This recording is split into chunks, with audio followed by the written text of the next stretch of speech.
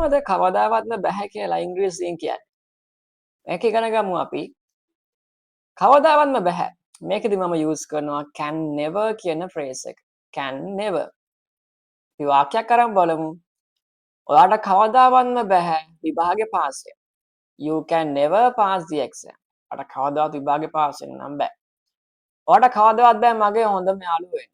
You can never be my best friend. ඔයාලට කවදාවත් මගේ හොඳම යාළුවා වෙන්න බෑ. තව එකක් ගත්තොත් ඔහුට බෑ කවදාවත්ම අයට ආදරය කරන්න. He can never love her. ඔහුට බෑ කවදාවත් එයාට ආදරය කරන්න. How to say? පොඩ්ඩක් මතක හිටින වාක්‍යයක් හදලා බලමුද? Wait a minute. සාමාන්‍යයෙන් අපි එක්ස්ට්‍රා කියනවනේ. ඔයාලට කවදාවත් බෑ ආයේ මගේ නම් වෙන්න. අපි කොහොමද හදන්නේ?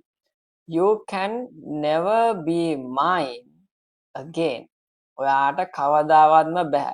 You can never. කවදාවත්ම බෑ. වෙන්න. Be කියන වෙන්න. You can never be මගේ mine. Right?